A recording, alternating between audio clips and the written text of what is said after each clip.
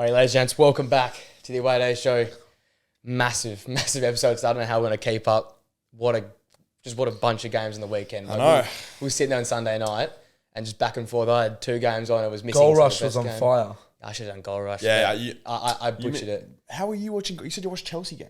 Yeah, I'm not saying, but I'm saying like Goal Rush. Oh yeah, Goal no, Rush. so I did watch Goal Rush. And honestly, you did well. so I was in the box set because honest to God, like first 20. What the hell? I think 25. I think it was an 8-goal half, first half. It would have been, yeah. But then it was just like bang, bang, The bang. end of every game. Penalties, VAR, this, and it was just nuts, man. Like There's stories everywhere. Like Saturday's games weren't ridiculous, but there's much storylines there as well. Yeah. Which you probably won't cover as much this week, hopefully maybe next week. But Sundays, they just delivered. And some of the goals as well, I don't know if you've seen all that the Liverpool goals. game was insane, man. There's been a lot of goals. The quality of goals is different. Like Dwight McNeil's goal at Everton was ridiculous. All Liverpool's goals were ridiculous. So literally. Like every game you look at, every goal was good. Even the Villa game. Did they score it? Like, I know Trent's at the end was slightly inside the box, but like I'm pretty sure like Everything was outside. Everything They was missed all their outside. sitters. Salah missed a sitter. Endo was in the Darwin D. missed 2, obviously. Yeah, obviously, yeah. And then even like the Fulham goals were well taken. Like there was just quality. Yeah, Fulham's everywhere. like the look. We'll obviously touch on this in the game, but it was just the nature of like how subtly Fulham just kind of went down the other end and brought one back. It was insane. It was crazy to watch. Yeah, well, a massive week to get into. We'll touch on a few games. We've got obviously our top 10 central/defensive midfielders list. I've been saying deep lying. Deep I lying. reckon yeah, that, deep line. See, mine are more like traditional. For the thumbnail, Number we'll just 6. call like Yeah, DMs. we're trying to simplify because we thought we'd have a hard time. but it is a bit next week. abstract nowadays. Yeah, the whole system doesn't really work. Let's start quickly with what we learned from the weekend. I'm just going to start by saying I watched the Arsenal game. I think if they win the Premier League this year, it's going to be on their defence. First 20 minutes, ridiculous. We'll talk about some of the goals in a minute. Remarkable team goals. But for the next 70 minutes, they were in, again, Kind of just they're in second grounded gear. it out a little bit. Yeah, cruise control. Yeah. But you know what held them up? Declan Rice, Saliba and Gabriel. And those 3 there, we talk about City's defence and they're sort of 3. But Arsenal's 3 now are probably equally as good, if not better. I think Declan Rice in this game proved he's worth every single million. They were just great. So from the weekend, that's the biggest thing I picked up. That kind of, I guess, similarly in a weird way, pans into mine where it's like, I would now say 100% Liverpool are not in a title race. Even though it's kind of crazy to say that after winning the weekend. But I've just seen so many times like teams, around this time of the year where you score 4 bangers and beat Fulham at home 4-3. But I think that, we know what it takes to win the league, and just getting conceding 3 goals at home in the manner they did and having to score the goals they did to win. Yeah. It's unsustainable. And building the defensive thing about Arsenal, that is way more sustainable. Absolutely. Than what I feel like we're going to get from this Liverpool team. Don't get me wrong, they're going to be exciting. There's going to be highlights all season. Trent's going to be producing what he does, getting a lot higher up the pitch. Yeah. But I think I've learned, and I'd be happy to die on that hill now. Stand by, that Liverpool are not going to be in the title race. Yeah. Mine is a bit of something I've been advocating the last couple of weeks. I've been talking about how I think this year is going to be quite a lower Premier League. Total points to win. So total points, and I think 85 points wins you the league guaranteed this year. Especially now City's drawn 3 So on the trot. 85 guaranteed. I think you get 85, you win the league. On that though, do you think the team who does win the league can go on and get 95? Do you think they will, or do you think it's going to be really, really tight the whole way? At the end of the season. Yeah, I don't think anyone will touch over 90. Maybe someone might get 90. Like obviously, but not like the totals we've seen in the past. No one's touching 95. I think realistically, I reckon 80 could even win you the league. But I beg to differ, but look, I think 80 could even win you the league. I still sit on the. I was well and truly the other side, but I've seen week after week you're probably getting proved right because we've seen City drop 2 back-to-back games early in the season. They're now drawn 3 in a row. Yeah, we've seen that Liverpool have got the ability to lose games. I think maybe the points. I think the total might be right, as in what you need to win. But I'm honestly feeling more and more confident that we're going to kick away. I just think there's so many games in the Premier League now that is different to previous years. And yes, Arsenal and City, and obviously probably not Liverpool as much anymore, but Arsenal and City are such formidable teams. And they're going to take 3 points from 95% of teams. But with the competition so close now, and we got players in you got Bournemouth, Clivert playing, and players that are quality at every single club in the league. It's very easy, like you saw with City, just to go and lose 2-1 to Wolves, or draw 3 games on the back. And don't get me wrong, Arsenal are in a much better position right now than probably you expected 5 weeks ago. Yeah. But, like, Arsenal, I'm not saying Arsenal are going to go have a massive, like, down patch, but, like, they will have a little bit of a patch where they do drop a couple points. I honestly don't. I mean, look, we won't. Every go on about every this too team much. has it. Even City has it every time they win the league. I don't see us doing that. The only time I can see that happening is when they play Liverpool in 3 weeks and you got a busy That's what I schedule. mean. That's the only Like, time I can I just possibly think, happen. I know they're completely crap at the moment, but you still got to go to Old Trafford. You still got to go. You still got to go to the Etihad, don't you? You still got to go to Anfield. Those we two games are have games. tough fixtures, and we will lose games, but I don't see us going on a slump. But in tough fixtures and slumps, you need to not be defending well. They defend probably the best team. Yeah. in the Yeah, Premier I League know, right but now. I'm saying you already looked at every team. I'm pretty sure has already dropped over 10 points. I don't think we have. I think we've lost. I don't think no. What have you dropped? We've dropped 6? We've dropped 9. 9, so pretty Sorry, close. sorry. City's dropped Well, it 12. should be, Drawn 3, 1 lost 1. So. City's dropped 12. It's- Liverpool's dropped 11. I absolutely. Each week I'm getting closer to your point because I still got obviously you'd regard it on Arsenal. I'm still regarding on City because in the back of my mind, Yeah, City, right? So I'm still tracking where they're going, and each week I'm seeing more signs. 3 draws on the trot, 2 losses in a row, a few weeks. So it's making a little bit more sense. We say this every year about City. That's why I'm not jumping to conclusions yet about them. I still reckon it'll be. But it does, like, honest to God, it does just feel a little bit different. Like, Different I don't know feel what about it is. They don't have the same sort of worry about If it. you go But look bro, at they haven't had KDB for last 3 points months. I touched on. What were the points tally last year with both Arsenal and City at this? I think it was at this stage. Yeah. Well, we went on to the new year with record You guys points. were incredibly high. Yeah, We dropped, I think we had 42 out of 48 or something insane. they It didn't was drop many insane. points. Yeah, that's what I'm already getting at. So, yeah. We'll say it in there. That's talking about teams that aren't really easy beats, but there's one that is an easy beat. Sheffield United right now. Yeah. Battered 5-0 by Burnley. We were talking about this a few weeks ago, and it was just you and me. Vincent Kompany had this stretch of games, and this one. Yeah, we did. Yeah, this is the one you had to Was win. this the start of... This is the start of that stretch of just like yeah, it has it's to win funny. a few of these games. They got the 5-0 win. Well, because someone was going to get sacked. That's the thing.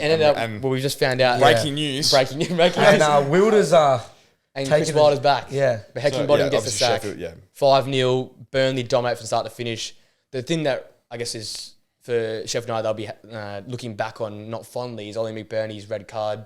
The exact same thing within like 15 minutes. Elbows going off like a Marouane Fellaini type. It goes off the header and elbows twice in the space of like 10, 12 minutes. Yeah. He gets sent off. After that, we know how Burnley play in possession. They just picked them apart. Long way off it though for Sheffield United.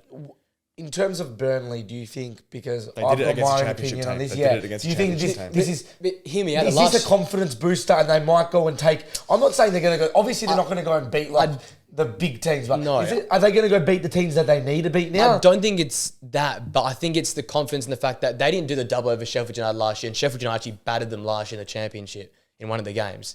So this is a big step in that direction that we actually have improved, because many may be thinking with the changes they made, have they actually gotten better from last But season? is it irrelevant in a sense? Like, I'm not saying it is, but... To the point tally, it probably is irrelevant, because I think we all agree these two are not going anywhere near the points. Well- but maybe confidence the way they play their football. Look, it's a I just start. don't know who the team is. My biggest problem is the drop-off. I think Burnley is the best of the three that's come up. That was our preset. I think it's similar to our Chelsea United thing. Yeah. The upside to Burnley. They play better, but do you not reckon that Luton look like the more Premier League ready team? The fact that they're taking it like they Yeah, were but level with might be- A not couple of really. weeks, I would have said Sheffield because they were the ones closest to getting results. But all of a sudden the dip's But, been. I just think it's just I so think hard. Luton it's so is the hard. best prep You look team at right now. who are the two teams around them? Bournemouth and Everton, and they are levels, chance, yeah. levels above them. Well, Everton just go beat Forest away. Like, Everton's playing like Yeah. top half football at the moment. Yeah, that's the what way I'm- they're getting results. So But like, that's what I'm saying. So the teams around them. So I think it just becomes a point. Like if you're a player there, like obviously they needed something, and a 5-0 win, no matter who it was against, it's a Premier League game, it can be something that's good. But like if you're a player there, you're still going, man, look how far we're off the you two want teams to get a result that are coming. against like a Prem team. and I get that, but even like looking at the table, to see yourself jump up the way they just, because I think they went to 18th after they went from bottom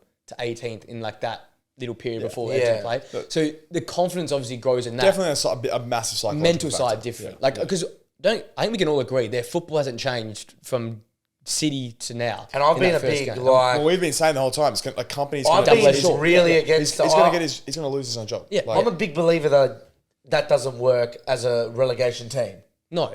But I'm happy to be proved wrong, but in terms of like confidence, I've got to give them more confidence to play the way they're playing. Fulham did that last year. That's why they were so big. yeah, but Fulham had a lot better players. I agree. Yeah, because this is the problem. The final third for Burnley is like non-existent. They don't cross the ball much. So they cross I it, will they say score one goals. comment about Burnley though.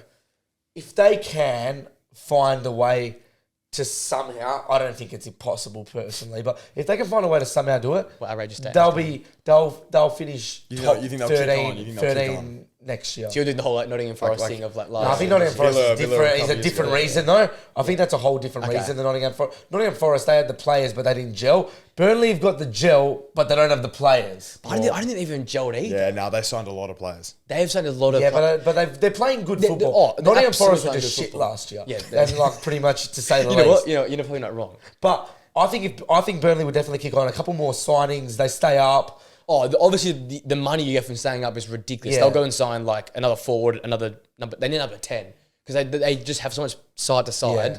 and nothing in the box. But Yeah, they need new strikers. they need something. Jay Rodriguez is not that guy. How good was that? 17 seconds to score the opener. I saw that. It's another highlight of the weekend. In terms of Sheffield, we now relegated them to the bottom of the pile. Yeah, I mean, I don't know. As I said, like no longer. I just feel. Honestly, maybe 3 or 4 weeks ago, I would have said Sheffield are the best of that three because they were bringing it to they were doing the most against big teams. You know, they should have got a result against Forest. They obviously were beating Spurs until the last few minutes. Like Took it to City.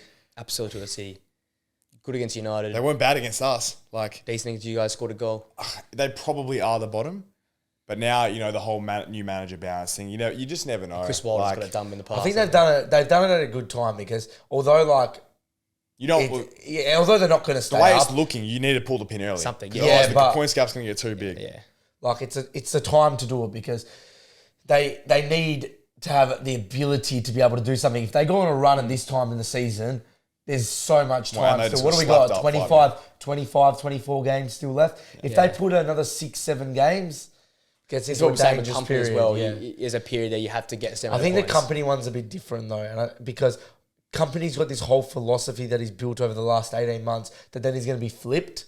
Yeah, Because you bring in a manager, if company gets sacked, you're bringing in like not a Sean. Well, similar to Bielsa and then coming in. And it doesn't quite click. You have players for the system. Yes. You know, like it doesn't work when a new guy comes in and tries to play a different system. we're yapping about small teams. It was big news. Big news in the weekend. I'm just Massive result for Burnley. So they now I think they went back to 19th, but momentarily outside the relegation zone. We'll quickly go through a few games here. Obviously, starting with Arsenal 2, Wolves 1.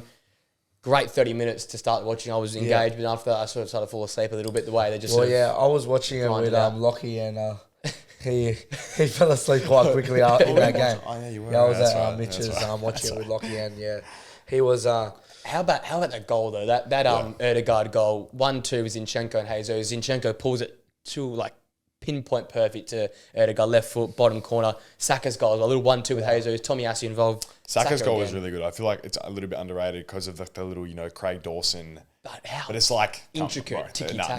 Nuts. I reckon Odegaard's goal was better. No, I agree. I think That touch inside is so underrated. Like that little touch, and then that was like to Jesus? The weight of that. Jesus? No, both of them. To Jesus and then Jesus. the one- the weight. Yeah. To be fair to Anything Odegaard, more or anything less, and it was fucked. Yeah. to be Like, fair, completely.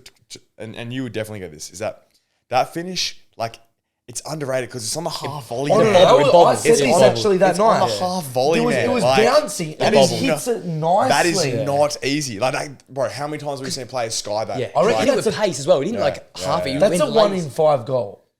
Well, I don't reckon it's much more than a 1 in 5 goal. He took it well, side netting. Yeah. Like, in terms of the goals quality, that is like champions quality. The way that Wolves are tripling Saka. Like, and that's why I kept saying on the live stream. Kyo is just getting so good. Yeah, it's like, ridiculous. but teams doing that, they tripled him. I was He saying gets on the, doubled and tripled every week. I was saying, Tomiyasu's on here, and literally minutes later, you feed Tomiyasu, you feed it back because And that's just that flick. It was Jesus. He gets social media stick. Obviously, people who Because watch he comes appreciate out it. and says like, Yeah. my weakest point is like It's it's finishing. But his link-up play, is ridiculous. Yeah, I know. That Every little good thing that ball Arsenal roll, did, flick to Tommy. Brazilian. In another generation, like another life, Jesus would have been a killer number 10. Well, it's kind of basically is. Yeah, he He's really the false rolls as a through. false nine. Yeah. He's the most false nine. Yeah, I agree. You think about Dybala back at Juventus, whatever. Like he's even like more. He obviously takes up and he presses the highest, but like in terms of the build-up play, he is there. Saka and Martinelli such a are there. different team with Eddie in there. Oh yeah, But they have their own merit, like as in obviously Eddie misses the late one, but I would almost say I'd feel more comfortable with Eddie taking that shot, for example. And I know he misses it by like a fraction, but Eddie's sort of built his career on being like a really good, like the opposite of Darwin Núñez almost. So, those ones you meant to put away, he puts them away, and then he kind of has always lacked a bit of that spark. Yeah, doesn't have that X factor. Yeah, I mean we saw it with his hat trick obviously, but like across the board. He's a finisher. He's a poacher, right? Yeah. And it's a perfect guy to come off the bench. So he has his merits. But just on the Odegaard thing really quick, is that's what we've been crying out for from him for like the last, maybe couple, like almost 2 months. Like he started the season doing that a little bit. But yeah, it was just so good because he's been under a bit of pressure recently from like almost like lacking his performance a little bit. But it was so good to see him just put that away. And I expected him at the start of the year to keep doing that every 2 or 3 weeks. And so hopefully the goal scoring. Yeah. I thought he was going to be on for a Frank Lampard year. Toure. He said he did Frank Lampard thing, But he still could be on for it. The way I know. the way people defend against you guys. I put on a bet of Odegaard. And of course I did. Of top goal scorer without Haaland was the market. And he was paying 50 to 1.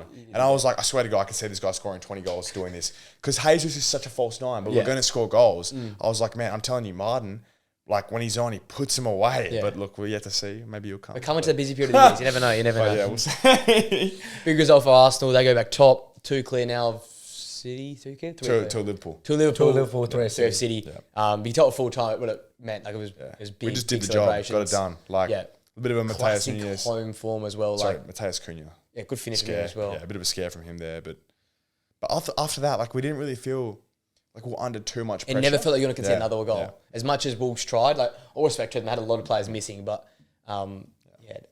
Gary Neal again doing some. Good day, to be honest, 2-1 at the Emirates. Yeah. Not the worst ever. Absolutely. We'll quickly skip over this game here. Brentford 3, Luton 1, as expected. Yeah. Brentford did with ease, more pace scoring goals again. So obviously the Brentford thing works for him because he couldn't put the ball in the back of the net for Everton. But Brentford once again consolidate. That's a top half. And the big one being Everton being 1-0 winners over Forest. Tough place to go. I thought they'd win it just in the way that they've just been playing so well right now. Like they probably should have beaten United. That's the most false score I think of the year. That 3-0. Yeah. Well, pretty sure he said the XG was like, I think you won the XG by like 0.02 or something ridiculous. And they had some incredible chances. And this game here, like it took another top quality finish on the weekend. Dwight McNeil whipping that like top bins right in the corner. Massive game, massive goal. And Everton once again, I think they're clawing themselves back towards the top of that relegation. We were sort of having a quick discussion about this when when they had the point deduction about like you thought maybe the psychological factor, because we both agreed that they've been playing miles better than everyone around them. 100%. Yeah. But you thought maybe the psychological factor could It was always a possibility. Yeah, possibility. But no, I think we were. Yeah, it's already done. Yeah. They're already out of the race again. Are they above Luton? Yeah. Drawn, maybe. I think I'm pretty sure they're still in the drop zone as we speak. But with the form they're on, 2 points. They're playing some great football, and the title charge back on as social media keeps telling me. The title charge back on. All right, we've got to the point this week now. Central, deep lying, playmaking midfield, whatever you want to call it. Not the number 10 everywhere else. That's the best way to call it. But that's a great way to say it. Not the number 10 in midfield. Because these days, we kept saying this, there's double pivots, there's sometimes now left backs to CDM. So it's not a CDM list, but it's a deeper sort of midfielder. I think we've stitched him up a little bit now because we've fully clarified what it is. Yeah. And when he first did his list, he was like, nah, DMs. Yeah. we've It's all right. For anyone watching that wants to abuse me, I've done a DM list. Yeah, fair enough. Let's go around. Do you have an honourable mention, or can I say mine first? Say yours. I had an honourable mention, which is Paulinho. If in my CDM list he was much higher, I don't have him in my CDM list. Okay.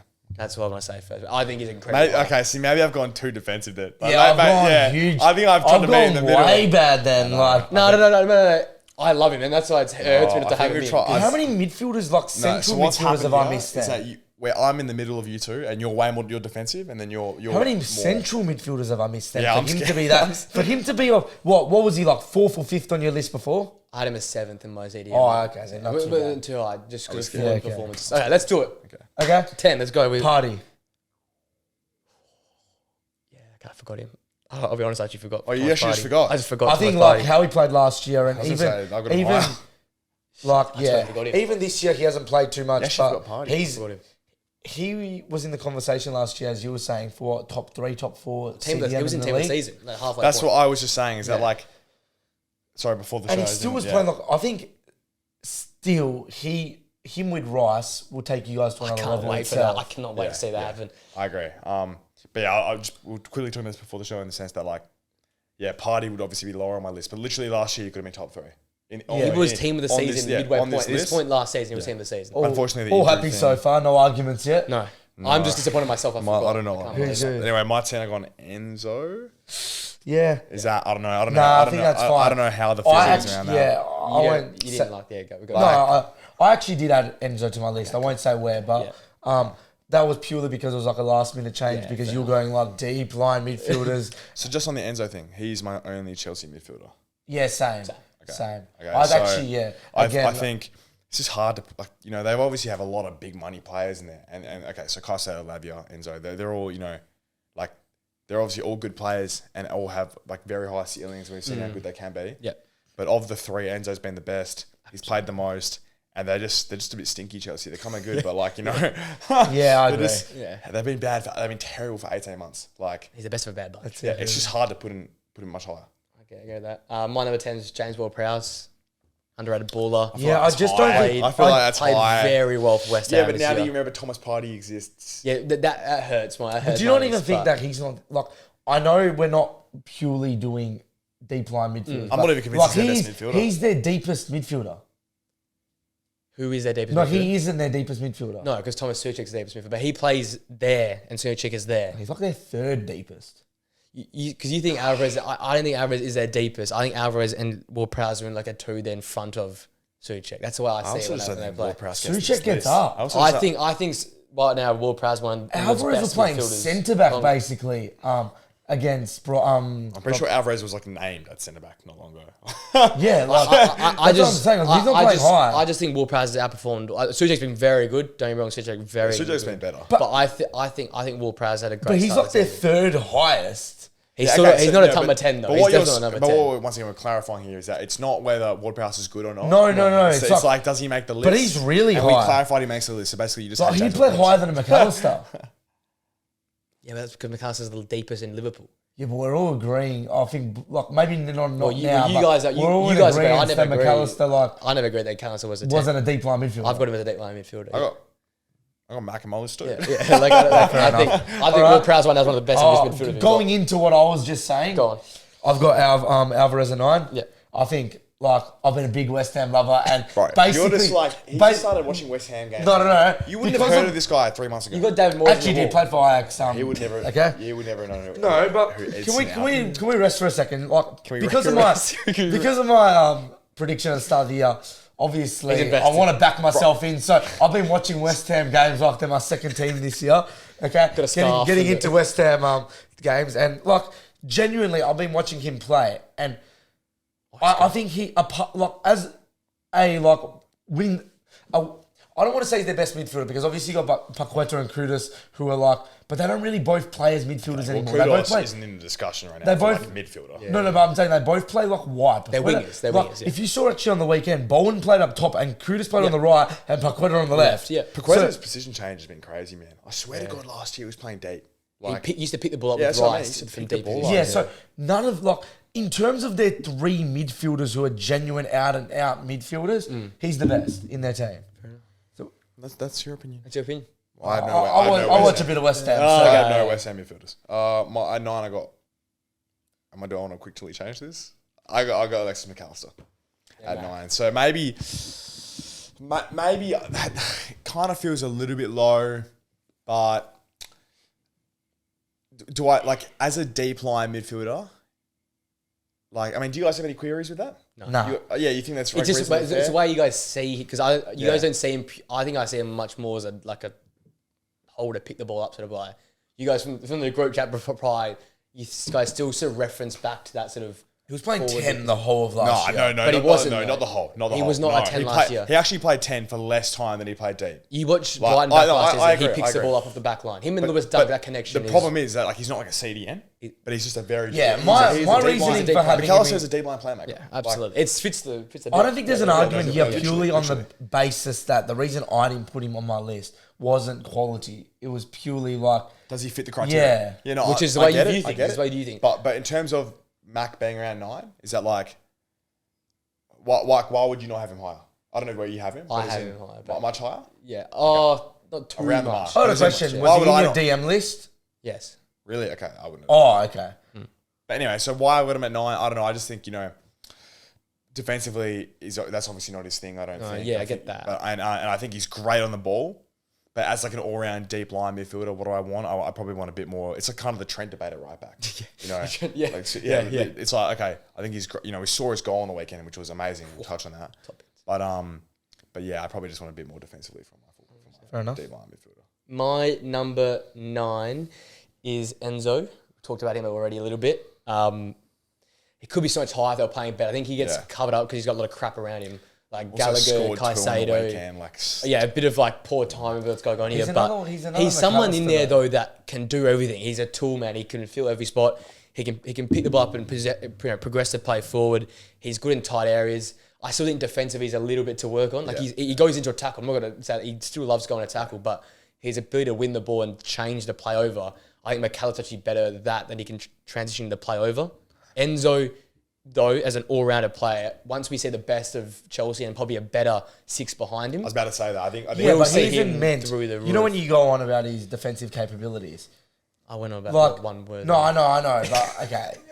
I didn't mean to take a dig there. But No. When you're saying about the defensive capabilities that he could be a bit better, if you put Caicedo next to him and you put someone who actually is very defensively sound, that's what I'm saying. Yeah, we'll see his game go through the roof. Yeah, but that's why his defensive responsibilities will drop significantly, 100%. And he'll be able to play a bit like he did for Argentina. The World Cup, yeah. So high up. That's my point. Like as an 8, he's having to do a lot more of like everything. He's being stretched in all directions. If you had a 6 behind him, that's actually a great 6 that will play similar to what Rice or Casemiro or something like that's done. I think him and Lavia would be really, really I can't wait to see what Lavia does because I think then he's not, as you said, doesn't be the main guy to pick and break the play up. Because right now Caicedo's doing niche, so he has to do a bit of everything, right?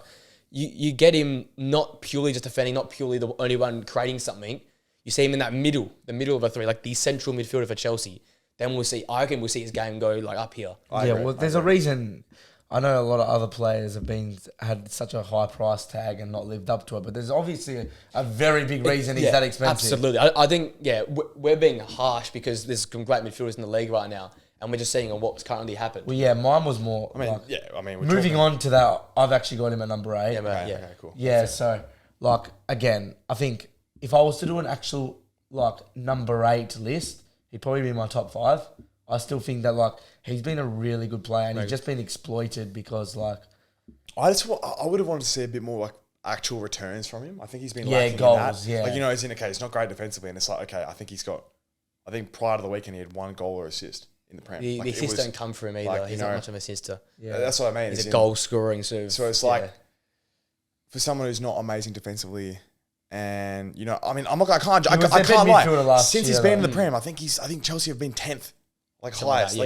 I'm sorry, but being the 100 mil midfielder in that team, you just can't be much higher. And the only problem is, I didn't mention this, his troughs are low. He has some really, really bad games and then has some really good games, but there's not that same consistency. Absolutely, but I'm nitpicking. No, obviously, yeah. Your number 8. Oh, sorry, my 8? Palhinha. Yeah. So that I've missed it. Maybe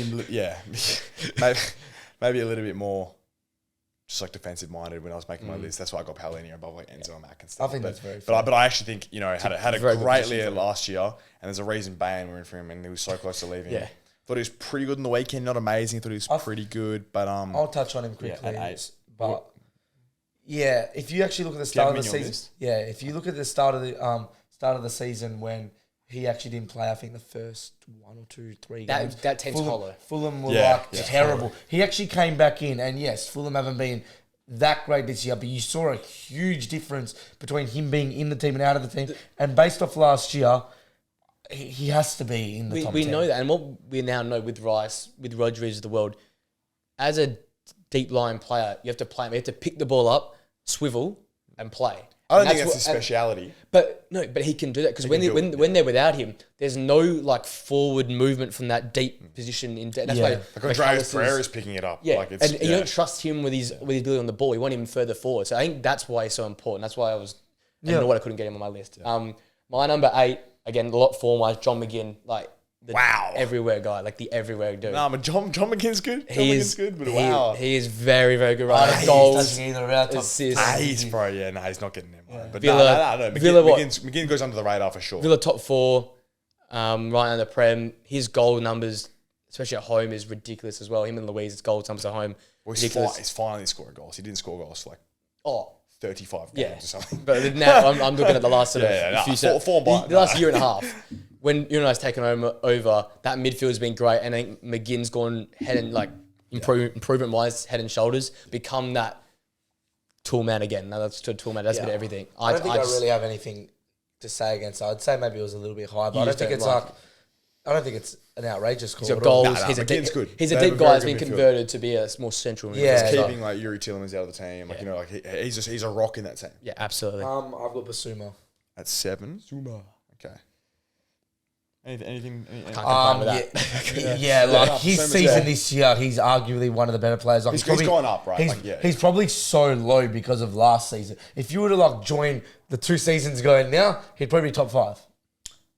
Very. Oh yeah, so you mean the season he got signed for? Yeah. And then now, I agree, but I think. Obviously, that's a stupid thing to say because it didn't happen. But the main thing with Basuma is I feel like he would have been basically came from not being anywhere near this list, probably like start of the season, we wouldn't know near it. Yeah, and then but I wouldn't even now thought being Basuma existed. To be honest, we did. Remember when we talked about Tottenham in the start of the season, we didn't realise they had Basuma. We just forgot he existed. That was crazy. He didn't play last year. Anyway, 7, I got Party.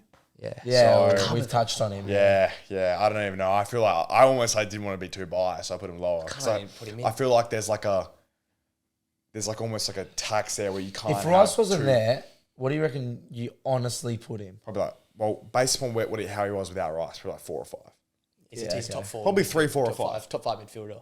Yeah, I think 100%. Yeah. And I think I've got a question. Was he? I can't remember our conversations. Was he above Rice before Rice went to Arsenal?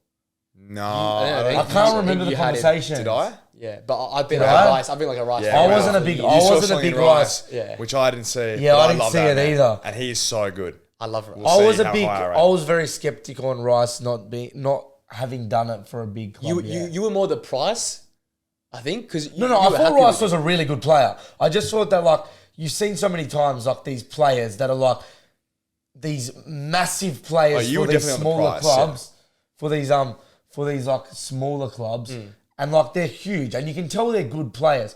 But at that step of an Arsenal or a City or United, they just don't live up to it. And like, I'm not saying I thought that was going to happen, but I thought in the back of my head there was definitely a good chance that wasn't going to happen. Yeah. Obviously, I've been proved wrong. I'll talk about Rice when I get to Dickie Rice because he's that guy. But with Party, so look, basically, a bit of a Rice tax there in the sense that like Rice tax, a bit of a Rice tax, like the reduction, $2 bags. But literally though, is in that like because Rice is there now, it's almost like you can't have 2 top 5 Premier midfielders in one team. Especially when he's like the injury hurts him as well. Yeah, that is the other main thing as well. The injury. Maybe that's why I forgot. His lack of availability is definitely a real factor. But 7 is fitting. I'll kick myself for that. My 7 is McAllister. Okay. And again, this is sort of trends though, because I've been big on Liverpool players. I've been big on the way they're playing. Watch a lot of Liverpool. Watch a lot of McAllister. The transition, and you think he played 10 last year, but he did. No, I agree. He's the ultimate deep line playmaker. Yeah. And because that Brighton system's so fluid, it's hard to sort of pick it out. But when you really nitpick it, the way his ability, as I said, he's probably the best at the pick. Him and Declan Rice are the best at picking it up, swiveling, and finding that pass, spraying the ball.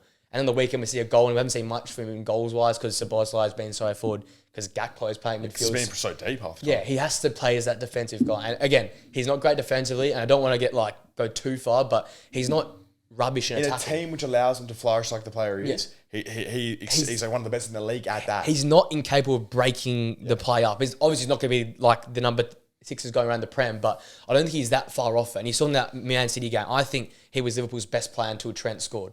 He was everywhere around the park. He was closing spaces. He was covering for that, aggressive style of play they play. So I think he's had a really good start of the season. He's continued from the World Cup. And that's why I've got good call. No, Mac is a top player. Absolutely. Number 6 is... Paulinho.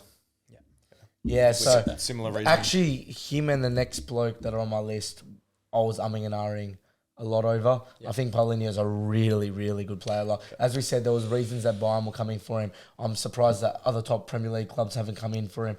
I think like the likes of United would definitely be in for him at the end of the year if he doesn't go in January. If like the likes of, obviously you've already seen Casemiro's got lots of injury problems and he's just not available, whether that's red cards or injuries. And then they brought in Amrabat, who they're probably hoping to sign at the end of the year, who hasn't worked out really. And then apart from that, we're leading to an 18-year-old Kobe Manu, who maybe will be the number 6 starting next season. But I think there's many different clubs that will go in for him.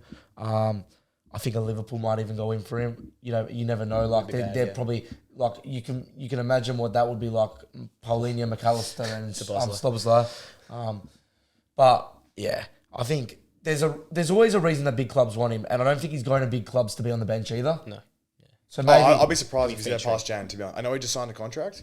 Yeah, but that's probably conform with I will be surprised if Paulinho is there past Jan. That adds 10 mil to his... Obviously, out of Bayern, like you question, is he actually going to start straight away? Probably not. But I think most Premier League teams, he starts. Yeah. I don't know for the top 2 that he doesn't... I don't even think at Chelsea he starts. I'm saying the top 2. So Arsenal, City and the rest will start him, 6, I don't know if this is like controversial. I'll go Douglas Luiz. No, I like it. I don't know if that's like too high, but nah. I'm backing my own with chest with Douglas Luiz. I rate Douglas Luiz, so you don't have him on your list. I'll get him on my list. Oh, okay. We'll allow it then. Douglas Luiz 6. I won't ramble about it too much. Like, great ball player. Yeah. I think he'd probably start in our team over Partey. That was part of the reason no pun intended. It's part of the reason I put Partey at 7 below him, just because I think we were in for him. And I always think that's really telling. But I think he sprays the ball really well, and he's got a good shot on him. So I really rate Douglas Luiz. My 6 is Basuma. We touched a lot on him. I just think the revitalisation. We're seeing what he was like Brighton, right? That's impressive for me as well. He was so good at Brighton. It's like last year didn't exist though, because he was so good, didn't exist, so good. But you know what it is as well? It's the ability to adjust to a new system. Like the Potter versus Postecoglou system is night and day different in the way that how aggressive you have to be into challenges, into like transition playing. We're seeing Tottenham already. We'll talk about the City game in a bit, but you can tell the legs are starting to go under a few of the players. Like you need a good squad depth to play this system, but he's someone who can keep up with it. He's got the legs and he's got the playmaking. Don't jinx him. Don't add to the injury. But he's got the ability to play the ball. He can pick the ball up. He's so good into tackles as well. Like we're talking off air before, who plays deeper and who's better in terms of perhaps sign him. But they're both so good at the challenges, and as a pairing, make each other look much better. Number 5, Douglas Luiz. So this was the one I was talking about. I don't know whether to put Paulinho or Douglas Luiz at number 5. I think it was very, very 50-50. I think more I put Douglas Luiz based off this year. So I used the P-Money tactic here. The form guide. The P-Money tactic. So I put Douglas Luiz, like, as of this year, he's one of the best players in the Prem, let alone, like, DM, like, deep line player. Like, so you see how many goals he's scoring, and even defensively, he's quite like stable. There's no questions I would really ask defensively. Like, I don't know what your guys' thoughts on that. Cut him at 6. I think the same thing. I'm about to say that I think Gerrard's helped these guys out, and they had to all defend previously. Is that now they're playing attacking, they've got all their parts of their game. You all 3 of them, McGinn, him, and Kamara, all to play as DMs under the Gerrard system. So they've all got that ability to play. That's the thing which benefits them, I think. So defensively solid. 5, Basuma. Yeah. Exact same reasons as you. I think the revitalisation is commendable. So. Yeah, it probably deserves high just because of the way he turned it all around. My 5 is Bruno G, which is probably low, but I love this. 5, man. You can't really say that's too low. That's at 5. Like. But the guy's got above it. I've got like a few Brazilians above him, but no, very, very good. Just that Swiss Army knife, right? Just the ability to do a bit of everything. Aggressive. He on the weekend, like I hate him. When you go up against him, you just hate him.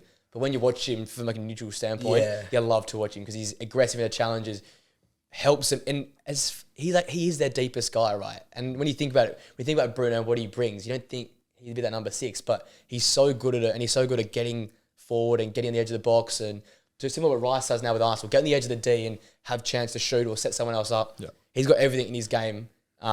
In terms of a deep line playmaker, he's probably got the most playmaking out of these sort of guys from that region.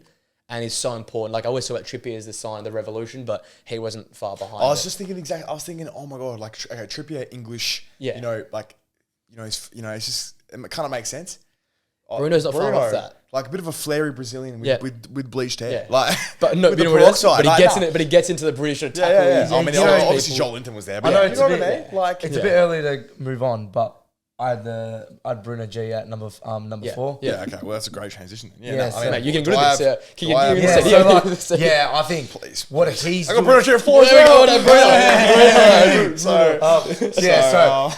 I think he's the best Bruno in the Prem. At this current moment in time, at this current moment in time, I know it's not unquestionable. I don't want to touch. I don't want to go on a massive ramble about something that is irrelevant to the top 10 deep line players. But that's not unquestionable. But we'll move on with Bruno J. Yeah, Bruno J. What a player! Like he's probably, in my opinion, Newcastle's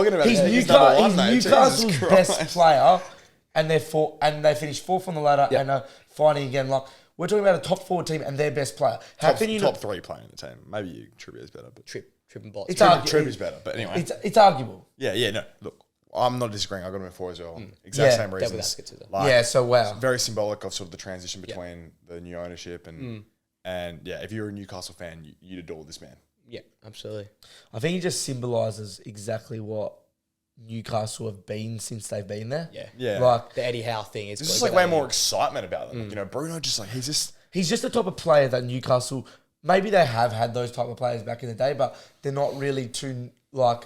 They haven't been pronounced in the sense that like now they're like so high in the table and they're winning so many games and they're such a prominent big team in the world. Like if you're a top 6 team in the Premier League, you're really a top 10 team in the world. So not far off it. Yeah. His performance in the Champions League can't go underrated. I know we don't talk much about Champions League, but what he's doing in the Champions League also. And they're stinking the gaff up a little bit in the Champions League. It more symbolises where Newcastle are at this current moment in time. Like, Newcastle have had some big players in the past. They've been a European team, but I don't think much other goes onto like the Bruno G. Like he's a foreigner that's come over and brought them up. Like you talk about Trippier, but Trippier's an English bloke that's come back to England. Like, if I'm going to be honest, whether Newcastle were good or bad, I could have seen Trippier going back to Newcastle. Yeah, maybe. That's fair. Whereas like a Bruno G, I don't know, like I wouldn't have seen that type of signing. I know at the time he wasn't that big. Yeah. But I wouldn't have seen that type of signing going to a Newcastle 5 years ago. No, especially with the performances he's put in. My 4 is Douglas Luiz. Okay. I got him nice and high. Once again, I love all the. You are a form bias man, and you love a bit of form, love a bit of. He's a hipster. We've all got the top 3 then. I'm that guy. Bruno and Douglas Luiz is such a hipster player. He's very likable. Chai coffee. Isn't his Mrs. Alicia Lehman? Yeah. Have I made that up? Not anymore though. Not anymore. Real. Isn't she lesbian? I swear she's lesbian. No. She hangs out with. I swear. Nah. She is not. I'm VAR in that later on, but no, we'll come to that. No, I mean, on Douglas. Yeah. On Douglas. Pulls on off the field then. Does well for himself. He actually purely got number 4 on your list because of his misses. That's actually crazy. Misses tax? Yeah, we'll go. Oh, that's a real thing. Everything's a tax. Did you see? Did you guys see her calendar? She releases. Nah, have a look at her Insta. It's hilarious. Hey, this is PG. She is just hilarious. Though. Like the whole thing about it. Anyway. Football, isn't it? It's relevant. It's relevant. There's not a lot going on up here. No. I'm just a big Aston Villa guy. That's it. I'm Villa through and through. Yeah, like your last Villa. We're going into a top 3 that's all the same. I'm actually really surprised more from you. Oh my god! Than anyone else? I hate Casemiro. We just think he hates United. I don't hate him that much because I got him at 3. Okay, that's yeah. So I've got him at 3. We're all good at 3. Yeah? No one could. You can't put him above. Well, wait, our top 3 is exactly the same. He would have put Decky Rice 1, but are we doing top 3? Should we let's do top 3. My top 3 is Rodri, Rice, and Cass.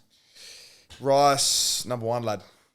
Yeah, I've got the same as you. I've got Cass 3, Rice 2, Rodri 1. Okay, Look, can I touch on maybe before you I'm do? being just on the. Well, let me say You why. start why Rice is one, then we'll count it. Yeah, so maybe I'm being a bit hypocritical here because like I potentially am basing it too much on form, right? In the sense that like the reasoning, there's a lot of my reasoning as to why. But honest to God, I was gonna tweet this because I want it on the record. Like, you went out there. No, Rice and Bellingham. England are gonna have 2 team of the year midfielders come this point next year.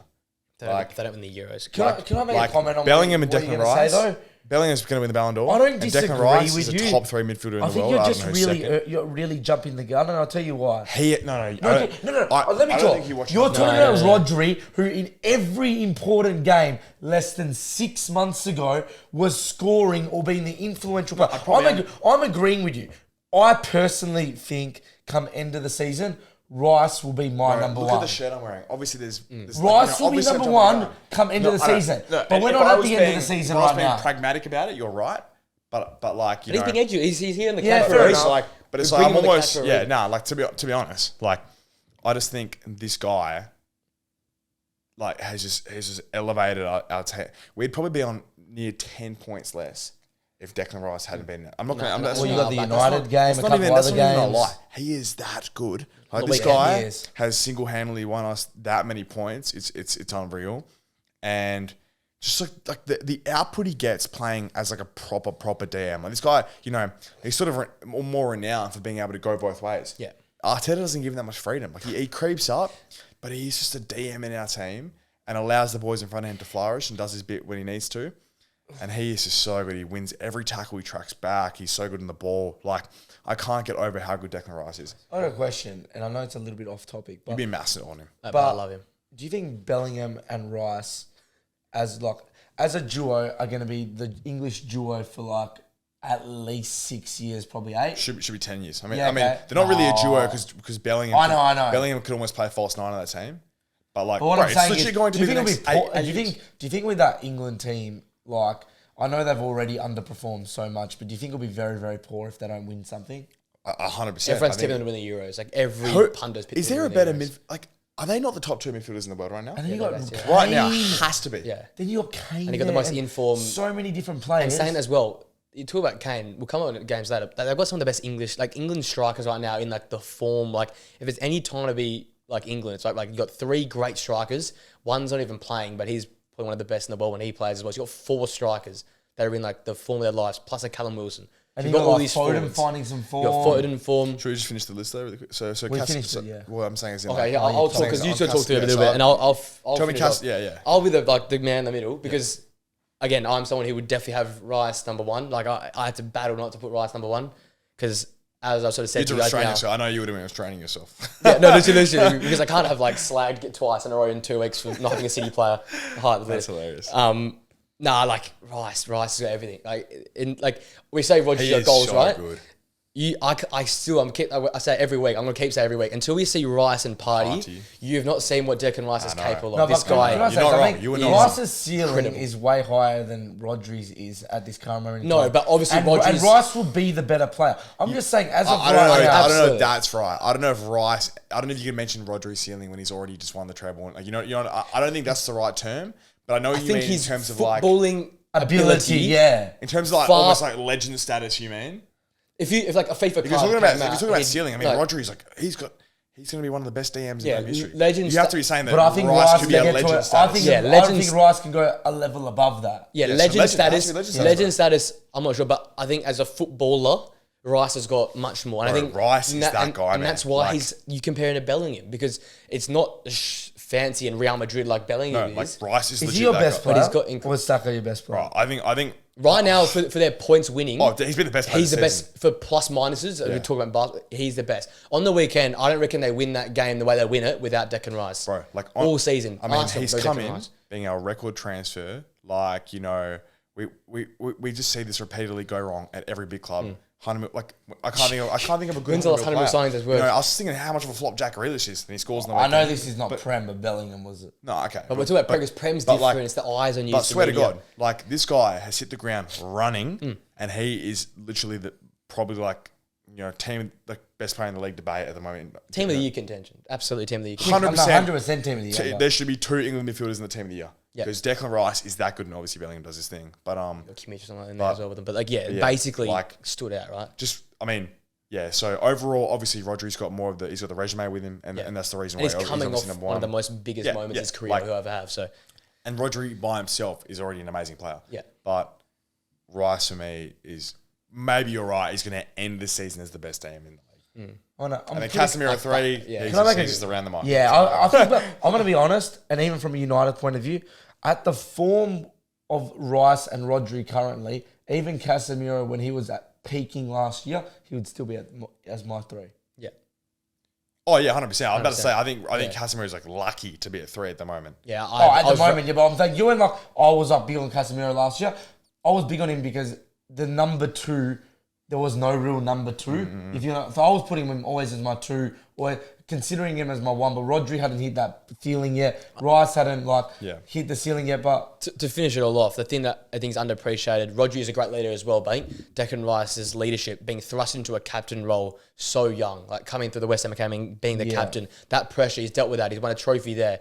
He's been a leader for England, and you see him come into his Arsenal team with not big voices, because we talked about last week how Mikel sort of calmed the room down, but he's come in there with some big players who've just come second in the Prem, and he's one out there, making some orders. Oh, he's definitely stamped his authority a little bit sure. That's an intangible that you can't just pay for that. You can't just get someone for player. We have leaders on that pitch. You've got that. Which is really we have leaders on that pitch. If you went back even 6 months, you would have gone what leaders in some way at Arsenal? Yeah, a little bit. Yeah. The start of last season. 18 months ago, definitely. They've grown. It's not actually, apart from Rice, it's not actually these players that you've gone on and you've bought leaders. It's these players that have grown. A little bit. They've grown into... Yeah, for sure.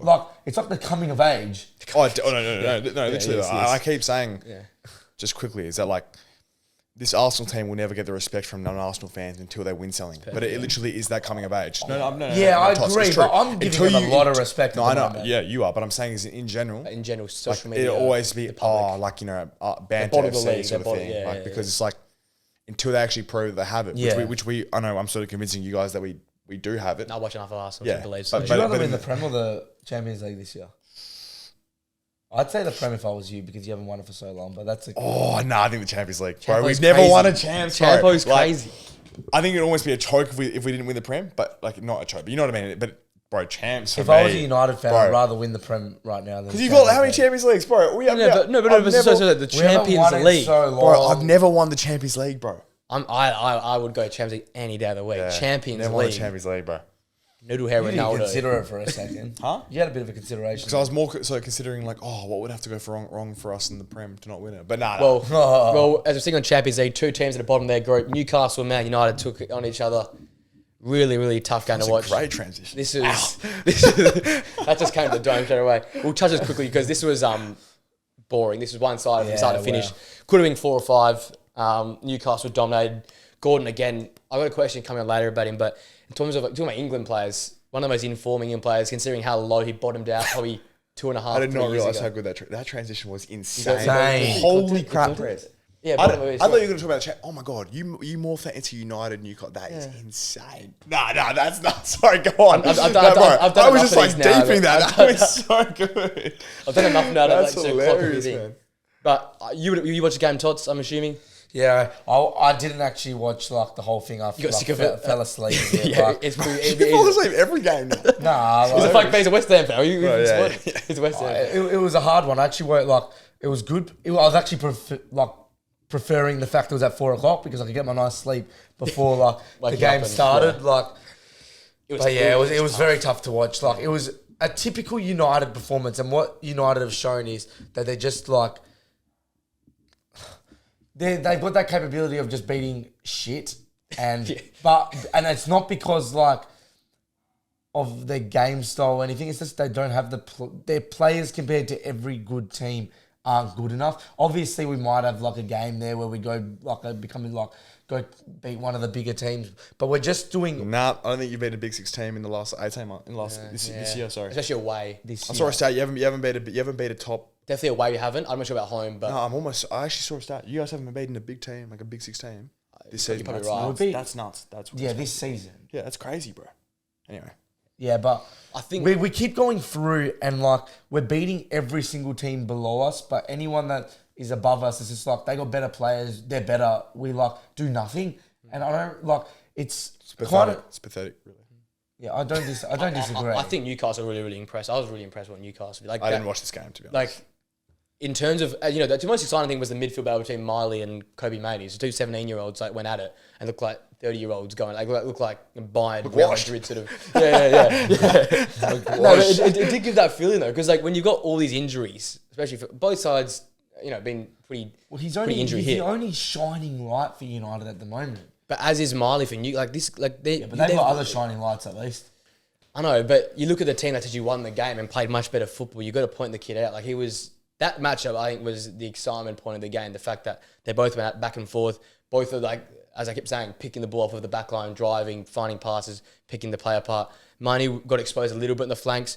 The one thing I want to finish on with this game before we tick off, Newcastle really, really good in the flanks. Gordon was great, Almiron was great, Trippier was Gordon great. looked good from but the reason, once again, it is because Olmate doesn't track back. And Garnacho didn't do much better in this game either. Garnacho was actually where did Marcus worse. play? He was on the right again. Okay. So that's the thing. The same things they're appearing for Man United. I just continually like go on the thing of if he was continually like being told to track back, Ten Hag ain't gonna stand up for him and lose his job. I do agree with him. You think on this. that way? Yeah. I can't imagine Rashford's just like nah. If he is, he wouldn't have been given this much time. That's what I agree with. Then why is he moping when he gets dragged off and chucking a sook every time he gets dragged off for the coach? A lot of players do that. I think it's irrelevant. So I've got a question. So you genuinely think that he just doesn't track back? Yeah, just generally doesn't track back. So you think? So then you have to be. If you agree with that, then you have to be on the Ten Hag sack. Then 100%. Then. No. Because Ten Hag is still starting a player that is like continually disagreeing with him week in, week out. No. I'd rather not have Rashford up, but he's not. I think this is very, very contradicting here. That has to be poor management then. No, I think we see what happened last year. Garnacho should have been starting last year. I don't want to talk about Ten Hag. He bleeds in. I'll finish with this. Like he bleeds players in over time because Garnacho should have been started last season. I started back in last season, started this season. Didn't, only just getting that gig. I'd see the same thing happening, I reckon, with Palestra over time if things keep going south. That's it. I'll finish up on that. Yeah. Next game, we're getting the Sunday games with the exciting ones. You're getting all worked up here. Chelsea and Brighton. Chelsea 3, Brighton 2. This one I did keep an eye on. This one was exciting. Which ones weren't exciting on Sunday, but this was really, really good. Back and forth. So I didn't actually watch this game. All I saw was the goal rush goals. And to me, it was oh my god, 2 headers, penalties. Enzo's header was he was the only one in position. Like such a easy game. header. And this is where I get to the whole mentality thing because Lewis Dunk goes and gets sent off for two abuses of the ref last week, and you could tell they missed him because those 2 like headed goals. It was Igor and the Dutch geezer. Van de Beek. No, not Van de Beek. No. What's his name? I'm pretty sure the Dutch guy played. What the hell's his name? Not Van de Beek. What the hell is his name? It's like Van de... It's Van de something. Let's have a look here. Oh my god, what is Van his name? Van Hecken, yeah. So those guys, obviously great centre backs, but they don't have the same thing as Dunk does, the leadership and the ability to control. And those 2 headed goals were just inability to man up. I think that's the biggest thing for them, for Brighton. After those goals went in though, they were like back to Brighton at their best possession. I think they ended up with 65% possession. But yet again, they just keep conceding just like clumps of goals, and it's not going to help them if they want to go forward. I get the whole European tiredness, rotation thing, but they're not getting any continuity in the squad, and they're conceding a lot of goals. And as much as they can score goals, clean sheet this year. Yeah, they can't score as many goals as they're going to concede. I think they've just been overperforming for so long though, and it's just catching up on them. And I get that, but and selling all your best players. But that's like a sense of overperforming because they don't. If they had the squad they had last year, I'd probably go, are they overperforming? Then maybe they're in like. Probably not. They're probably at par. But like, I still think at the current stage they are right now, they're still overperforming with that. But we set high expectations for Brighton. We know how they can play. So as such, we thought they were going to kick on. Yeah, they're their own worst enemies in the fact that we set a standard so high for them. I expect them to be a better team than Chelsea, which to the play, not squad. It's not squad players the way they play and the way again they say play. I think it's just always hard because like obviously you've seen them before cycle players, and even during the season they cycle players. Yeah. But when you go and get rid of your two best players and both of them who are stalwarts in your midfield, and we've known as United fans how important the midfield is.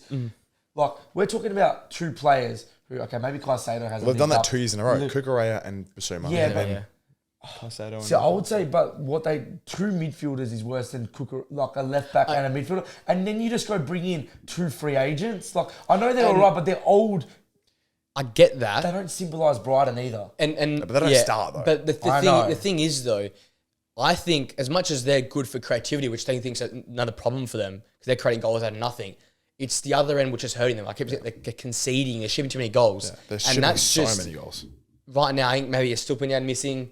That's obviously Lewis Dunk missing the weekend, but not quite getting that combination at the back right. Who's the other English guy as well? I'm forgetting his name. He plays for Brighton. Yeah, he's it. Oh my god, this is centre back. Yeah, bro. Levi Colwell's at Chelsea now, man. No, not Colwell. Not Colwell. I'll find it. I think that's their problem. Like, obviously the centre mids, you lose a big part of your attacking style of play. Adam Webster. Yeah, Adam Webster started all last year. Is he going to be injured as well? Well, he wasn't on the squad, so I'm assuming he's injured. But Adam Webster started every game last year. That's the thing for me. It's the defence that's hurting them because they're still playing the exact same style of football. Maybe not the clear-cut chance they did last season, but they're still creating chances. It's their shipping goals at the back too much. That's what's hurt them so far this season. Yeah, I agree. So the midfield's obviously a part of it. I don't get me wrong, that's a part of it. But right now, it's just a lack of continuity at the back, I think. They need something just to bring it all back together. Yeah. It's a small fix, and I think they'll back on song again. Top of Europe, though, so they're 3 already in the Europa League. Let's go to Liverpool Fulham. You can head as well, because you were watching this game. Yeah, so I watched the whole game. Look, what were my key takeaways? Like, so obviously I said at the start of the episode, like my key takeaway was that Liverpool, which is a crazy take considering they come, that was like a league winning comeback, right? 2 goals in the final stages to go from 3-2 down at home, right? I think what the game highlighted was everything we already know about Liverpool. They're going to score goals. They're going to score great goals. They have, so much attacking threat there, but they literally shipped 3 goals against Fulham at home. And these are the most unassuming goals ever. I understand Alisson wasn't there and Kelleher didn't paint himself in glory, but at the same time, they weren't complete stuff-ups, right? Fulham were creating nothing, were creating something out of nothing for most part for their goals. And they were just, a lot of it came from the fact that they had such a fluid sort of backline now. For I think it was their second goal, when it was like the tap in where Kelleher sort of dived out and the fumble thing. It was their second goal, and basically what it was that a Fulham player was down the line, I forget who it was, whipped it in, Robinson, and Tete got on the end of it. Yeah. But the point was that Trent was playing centre back. Wasn't that the one that Harry Wilson got on the end of? That was Harry Wilson's first goal, because that came from Robinson from the top side of the... Sorry, Harry Wilson's near post flick. So that's what it was. Harry Wilson's near post flick. Trent's at centre back. Joel Matip's a right back. Van Dijk's tracking back from his attacking little spell he had at left. It was so strange. And it was like, that is the system they now play. Like, this isn't a rare thing. This is the system they now play. Yep. They're happy for Trent to be that player. And as a result, when they're defending a counter-attack, he's going to be caught playing centre back sometimes. Matip got done on the wing. Like, I think that's just what, they're going to score bangers, right? Like, I think we all know this. They have so much attacking threat there, and it's hard to be so critical of them winning 4-3 at home. Like, in a bit of a thriller, this happens. Is it though when they've continually leaked goals all season and that's more so the bigger picture look that I got from that game was that cool. Like, they're going to have highlights all season, but they're just not going to be at where some people are sort of seeing them maybe, they're not going to be competing at the very top level like some people think they might. You might still be, you probably are more on that train now after that win. But me personally, I was kind of like almost like, okay, it's still going to be a 2-horse race because you can't. I've seen it over the last few years. It's not sustainable to leak 3 goals at home and then have to score 4 bangers. You that just won't happen. You'll lose those games 3-1 sometimes because those it doesn't bounce off Leno's back. It doesn't and I know they created good chances with Darwin as well, but it's getting the point now with Darwin, and I was saying this the other day, is that the sample size of Darwin is getting so big now. He's just not a good finisher. Like he's just seriously. He is you know what I mean? Like I've been you big can on go this. through. I've been huge on this. Yeah. Well, he's just not very good at finishing. I think I disagree with you. He's an unreal footballer and just a not good finisher. Like, that's actually the reality. You know, the sample size is getting too big of Darwin having easy it's so tap-ins. weird because he scored like 40 goals at Benfica. And whether you play at whatever league you play in, You think you'd be able to translate, yeah. The finishing is actually probably the easiest thing to translate. I would agree. You know, getting on the end of chances is hard. It's just giving Fernando Torres, isn't it, at Liverpool? It's the exact same thing. It's really weird. Like it's the exact actually same a spin thing. out. Players that came for decent money who were really performing really well go there and they do everything well. Like Fernando Torres is almost the exact same. They get in these great positions, natural finishes, And just natural like forwards. They just can't finish though. And I was actually more surprised about, like, he wasn't bad in build-up play, Darwin. Like, you know, He's great. His intricate passing was actually good. His And I was touch is getting better as well. And I It's was not like thinking, why can't you just put the ball in the net? Yeah. Because, like... It's a mental thing a lot of the time. It is. That one on the weekend was a mental thing. It's literally a psychological factor. Like, this guy just gets in front of goal and just, like, has zero composure. And I honestly think, you know, I gave him the benefit of the doubt so much last year. I was like, okay. I've given him benefit. Anyone who's a 100 mil player at this level, it's not, you know, he's not just bad. His XG is insane. He's getting on the chances. He'll start whacking them in. Yeah. This guy, man. I just want to make a final comment on Liverpool. And he's just not that guy. Like, he just can't And finish. this is why I'm on your train. I've got the Italian shirt on today. And just remember one thing. Defences, okay, win titles. Assault. That's why we win the league, mate. Defences win titles. And I don't care how many weeks Liverpool do this for. I don't care if they do this to match week 30. This will eventually not work. This has never worked in the history of football. 10 that you can years. continually leak goals and just think that you can go score 4 or go score 3. How many clean sheets have Liverpool even kept this year? What, 1 or 2? Not a lot. If you had their defensive assets on FPL, you'd be thinking more about their attacking returns. Even those games they win 3-1, it's always they leak a goal. Yeah. They leak a goal. But They leak an early goal. Mate, I dealt with this under Wenger for 15 years. Like, we had played such good football and we scored. We battered some teams. 1.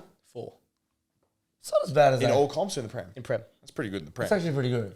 But look, regardless, Finish and then I'll be the positive. regardless, I think we saw the best of both worlds. I've clearly highlighted. Yeah, absolutely. You've been fair. The reason why they won't, and you can touch on what you saw. Which was I just really got one question for you before you go on. So do you think with their current defensive output and everything And stays system, the same? and system. Yeah, and system and everything stays the same, they can win a title? Obviously, it says exactly the same as this right now as of the last 2 weekends. No. But you look at Man You City. think they'll get better? Yeah. Because there's a Jurgen Klopp and you've got Mo Salah, who's probably arguably one of the best Premier League players ever to score goals. So, like, you've got that goal. So the goal What's scoring... the goal? I don't The think- I don't goals think- are yeah, I think irrelevant the to goals me. are- Yeah, also I know, agree with the but goals for me scoring. it is relevant because I think that is it. We saw what this is what Anfield does. Anfield is back to being Anfield of the 3 years where they went to 99 to 90 to 92 points. They're not going to lose at Anfield, so you can write that off. Look, They concede 1 against City, 1 goal. I don't know if they Again- won't lose again at Anfield. They very nearly Listen, lost. Let them listen. cook them. You can say one goal to Manchester City, big old City, treble winner City. Where did it come from? One mistake. Darwin scores. His 2 chances that are, again, Darwin Núñez, they go in, they don't go in some guys. You win that game 3-1. I don't know if you can say that anymore though. Yeah. So what? You say like chances that hit the post and get well saved don't count as...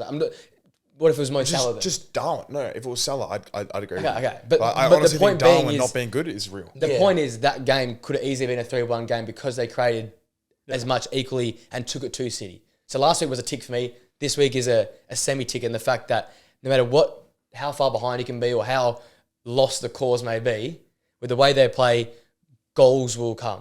And equally, when it gets nitty-gritty in the middle of the season, they've got players that can revert to play a bit more defense. They play the midfield 3. You reckon McAllister's still a 10. So they've got basically 3 number 10s in their midfield. They can easily go But they don't own a Gravenberch. 6. They can easily go Gravenberch, Endo, and play McAllister as a 10. So you go the defensive. And I think that midfield gets beaten by every midfield in the top 5. Including, Yeah, I but- think it gets even Aston Villa's midfield. Yeah, but they've gone up against Villa already and smacked them around 3-0. They've gone and beaten and drawn 1-1 to Man City. So the Big Ten's already done it. So I'm saying if it's a second match, a third game in a week, when you play Europe, when you play Premier League, you play Premier League, and the legs are down, and that's when you can get beaten with 3 10s in midfield.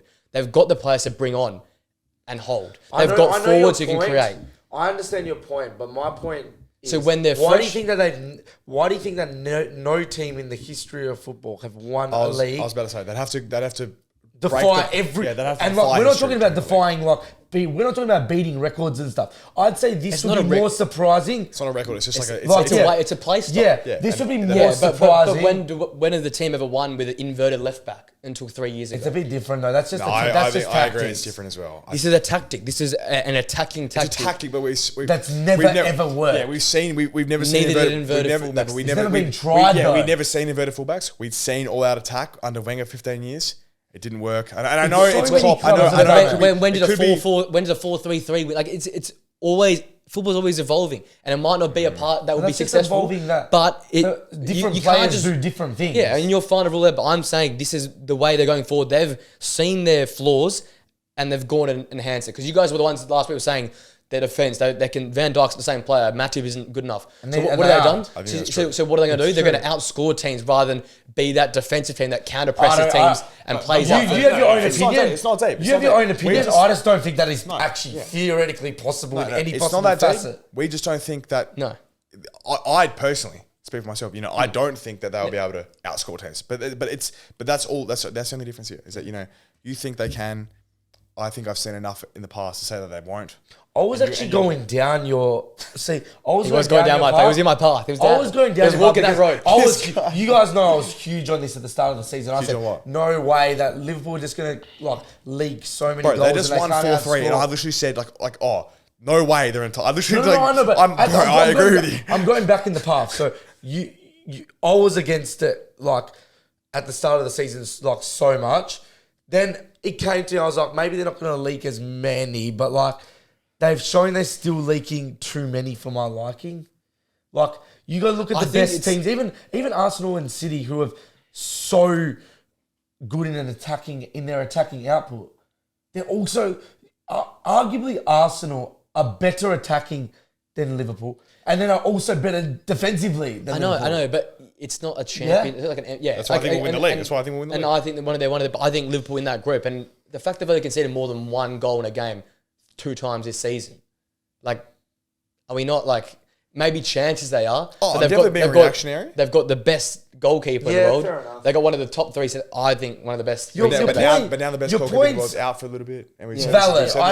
Your point is completely valid. I just think the way that we view things obviously a lot different, but I think it's a lot of half glass full versus half glass empty. The way we've got looking back. It's hilarious. We actually say so much about a few injuries in Liverpool in the right spots. We'll do this in the right spots. In the right spots. And we see it on the weekend. Yeah, it's probably 4-1 instead of 4-3 if Alisson plays. Yeah. And then that stat you just said, conceding more than one. Yeah. There'd only be one game. Yeah. It changes things. But I think it's I think these are real fact. Theoretically, I understand what you're saying, but I think you also have to factor in the reality of the fact Alisson's now out. Absolutely. Yeah. Darwin isn't putting the ball in the net. And there comes a point where it's that is I definitely hear what you're saying though. Definitely. Yeah. Let's quickly just touch on FPL for the weekend. I haven't touched it for 4 weeks. I still play. You're a fraud. It's actually crazy because I hated this weekend, and I should just delete the app. How many did you get this weekend? Because I got 56. Yeah, I had stinker. I'm ranked 3 mil. At this stage in the season, I think I was ranked. I think this is literally maybe the game week. Yeah, I'm 2. I was ranked top 1K in the world. I'm 2.3, but I've had a stinker last 3 weeks. I don't even gonna check, to be honest. What are you in the league? Player zone. I think I'm 6th. I'm 9th. 7th. You know what hurt me? Again, I always bench the defender I bench each week basically scores. So Ake I benched last week, he scored. This week I benched Colwill, he scored. So I'm losing points there. Visa's killing. I need to get a new striker as well. That's what's killing me as well. And the fact that Diaby, Cash all were on the bench.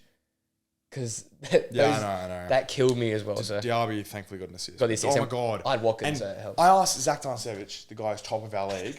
Literally, I asked him, I was like, dang, he's like, I traded Watkins. I was like, is Watkins definitely out? He was like, yeah, FPL Andy said Watkins is out, bro. Trade him. So I traded Watkins to Darwin. Watkins, I think, gets 13 points or something. And Darwin gets 2. And I texted Dank last night. I was like, Dank, you seen what Watkins is doing? Yeah.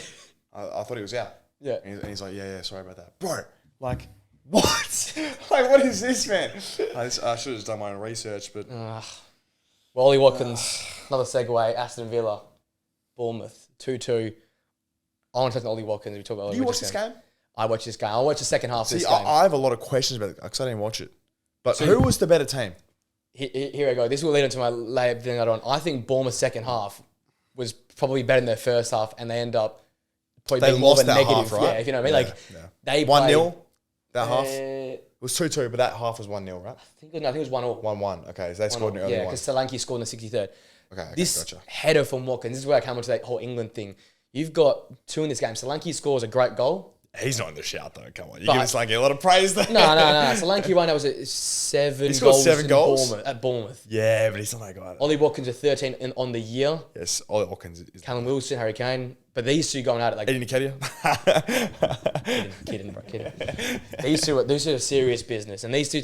I think Bournemouth now have hit the curve. They finally worked the realistic. Yeah, it's annoying because my prediction was looking so good. I can't wait to see what they do this season because again, I was the Bournemouth team, you guys were the Wolves team, or the Gary O'Neill team. On this one. Well, Gaz is doing good. Yeah, Gaz doing his thing, but yeah, Bournemouth don't hit their straps, and they took it to Villa. Obviously, Villa probably rested a bit considering the Europe and during midweek cash out Diaby. They come off and Diaby's ball with Watkins. Like that was a great. Did you see the header? Yeah, I saw the Flicks header. it on front post to the back. Great goal. There's great goals. And there's Semenyo's goal as well, bottom left corner. Another Sunday game with goals galore. But I think what comes out of it though is Bournemouth are definitely taking the right steps in the right direction. Because as I was saying to you, the second half they won the theoretical battle in the fact that they were the better team. They had some great chances, and until Cash and Diaby came on, they were looking like the good team that run out winners because it was a 90th minute goal, I think, in the end or something like that. Since our last ladder like update, pretty sure Bournemouth, or in the last few games at least, they've won 3 from 4, and then on the weekend they've got a draw obviously. So that they've won, they've taken like and big points, 10 points out of 15, beating Newcastle, which is massive considering they were 18th. Absolutely. And Iriol up for manager of the month. I think he's probably one of the favourites as well, considering some of their candidates. So they've definitely turned it around. There's some great front 3 players down that team. Are you laughing about Ten Hag? Yeah, that's a funny issue. shit. That is hilarious. I sent it to you as well. He's won it. He's the only manager that won every single game. I know, but that's ridiculous. Iriola's results are bigger. Rob Edwards' results but who's won it? Once again, I hope Ten Hag wins it because he'll stay there for longer. It's so good. But Villa go, I think they're 4th now. Are Villa 4th? 5th. It's one of those results you just don't No, like. 4th. Now 4th, right? Because Spurs only drew. Spurs only drew. They're 4th and only 4 points off the top. That's what I'm saying. Villa are still. And if they won that game, hypothetically they win that game, they go 2 points equal with City. Villa do have a very hard run though. They've got City at home. But at home, with no Rodri as well, to be fair to City, and to be fair to Villa. But Villa I know at I know all our FPL assets are not looking good at the moment. No, yeah, because I've got 3 Villa players. Cash is not looking good. Good sign for Bournemouth, but equally Villa's. I guess it's a hard game Sunday off that Thursday fixture. Oh my goodness! So we've actually got Villa really soon as well. We got Villa this Saturday. Villa got 2 big games this week. That's a big game. Yeah. Because we got Luton, who are going to steamroll probably 10-0, but then we got that's a massive game. Yeah. Us away at Villa. Yeah. Emery, I'm scared. He's going to beat us. I'm scared. Who knows how to come back to her? We have a tough that reminds me of last season with Arteta doing this one. Remember Jorginho scores that belter? It was hilarious. That was a classic. That video's hilarious. That was a great game. So that was a great game to watch as well. I watched the second half of that one. And then obviously we got the big one, the big boy. Man City 3, Tottenham 3. I didn't watch it live. I watched it back this morning. I watched the first half and then I fell asleep. Because I work at 7 a.m. in the morning. So I couldn't stay up for it. But, wow. And I'll give it to him. He keeps doing it. He keeps surprising. I don't know what happened in that second half, but how have City not won that game? It should have been 4-0. What do you think about the controversy between the Grealish at the end of the game and everything? Oh, that is shocking. Referee plays. His arms are up. The referee plays advantage. Yeah, I still don't understand, what changed between him going like this and did Lino call offside? That's the only thing I can think of. That's why he's called it back. Because he was on by a mile, by the way, as well. Yeah, I was just thinking it was more so Haaland's played the ball and the ref's been he's sprayed it, he's lost it here. Yeah. Because everyone did stop, but Grealish reacted first, and that's why he got there. It was a spin out, man. I got a text from an angry Cities fan this morning saying, what is this? But no, literally, Lex, who's been on the live stream, and he was like, what the hell is this? Surprised you watched the game, to be honest. But no. So just on that was bizarre. Yeah. But we've had a few good weeks of refs as well, but then they just good game. Stinker. It's just amazing how Ange just won't back down, even after having 8 people injured. Still plays all these fullbacks. Yeah, all fullbacks are centre back again.